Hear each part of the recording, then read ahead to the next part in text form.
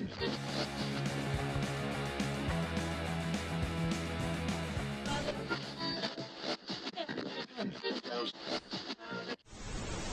I'm Amy, thank you for tuning in. This is my September TBR video, and sometimes I do videos where I plan a realistic TBR of a list of books that I will almost certainly read that month. This is not that month. I love reading spooky books all year round, but I get particularly excited about doing it in September and October because there's just something about curling up with a blanket, with a hot chocolate, and just reading a really cozy book or a scary one. I just love it. So I thought I'd give myself a huge selection. Some of them are books that have been on my TBR a ridiculous number of times. You'll recognise quite a few of these if you've watched any of my videos. Some are new to the pile. Hopefully I'll read a few of them this month, so please help me in the comments if you see something you want to read. Jump in and tell me so that I can prioritise it. So with the cosy vibes, this was the very first Waterstones YA book of the month, The Witchleys by Annalise Avery. I've been meaning to read it since it came out. I think it was in June, so we're way overdue with this one. Because of the witchy vibes, I thought I'd go with this one. It's about somebody entering their debutante season as a witch, and they're meant to find a match to tether their magic to, but of course for this main character it isn't quite going to plan.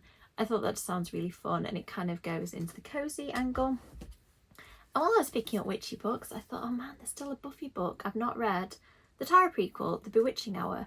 I think I'm holding back on this one because it is the last of the kind of new Buffy books I've not read. I hope that Disney Hyperion are going to do more, but I've held on to it because I've not wanted to let it end. I've really enjoyed reading the new Buffy book, so I hope that the Tara prequel is just as good as the Spike one. I'm sure it will be.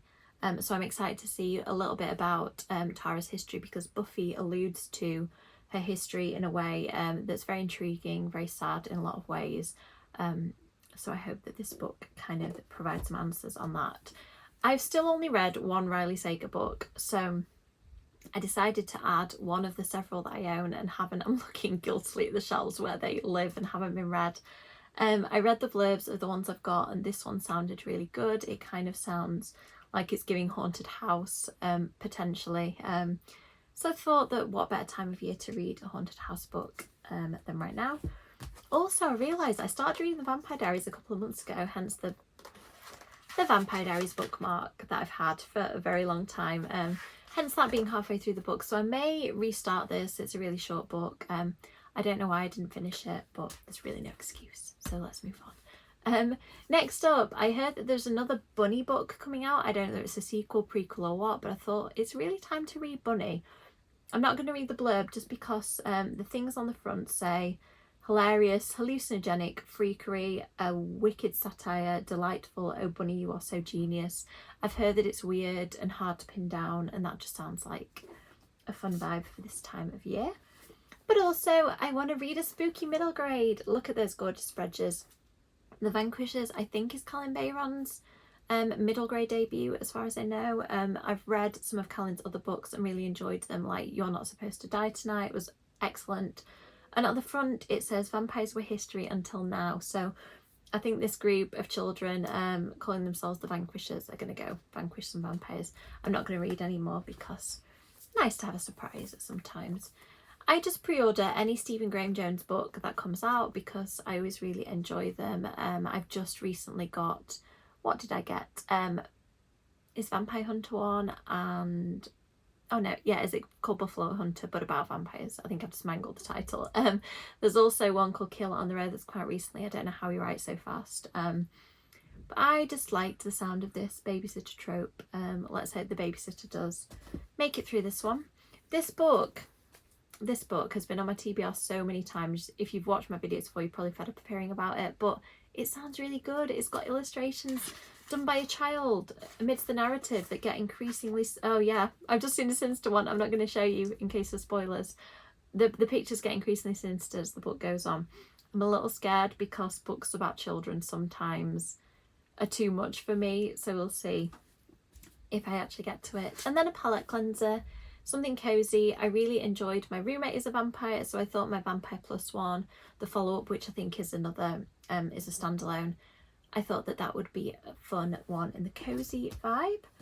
Then a bit of non-fiction, would you call this? It's about horror films, but yeah, a non-fiction take on the science of horror films, why we like them, why they scare us. Again, has been on my TBR a lot. I'm hopeful this might be the month I read it. This is not a spooky book, but I made the mistake of reading the first chapter and it immediately grabbed me. It's a fantasy. You know, I think you can read any book any time of year, to be honest, but I normally keep them all spooky, and this one, Seven Deadly Thorns, is a romantasy. It's got Snow White vibes already. It doesn't have this is a proof, so I'm looking for the blurb that isn't there, and there may be a blurb somewhere in the book. But part of what piqued my interest is the dedication. It says, "To the villains, because we're all wicked in someone else's fairy tale," and that got me. And then the first chapter just pulled me in. So I'm excited to see where this romantasy goes. Then we have The Library of Hellebore. Sorry if I've mispronounced that. By Cassandra Core. I don't think I've read any Cassandra Core books before. I've seen them around, but this, I mean, just look at it. Look, Evernight, Alima Crate just excel themselves every time. I don't know how they do it. It's glorious. I don't know anything about it. I think it's dark academia horror, and let's leave it secret for me to discover. And then finally, I picked this book up when I was in Orlando. I started reading it. It's so much fun. I love reading haunted books about locations that I've been to, just to kind of add a different slant on the locations, you know. So there's a section on international driving here. I haven't got to the theme park section, but I'm really excited. I really like the fact that for people who believe in ghosts and are interested in it, there's this whole other layer to the world and this whole other, you know, realm of stories that a lot of people probably don't even think about as they're driving around Orlando. So very excited to read that. The pile is so big that it's wobbling next to me, so I'm going to leave that there. As I said, please let me know, help me out if there's any of these books you think I should read first, read fast.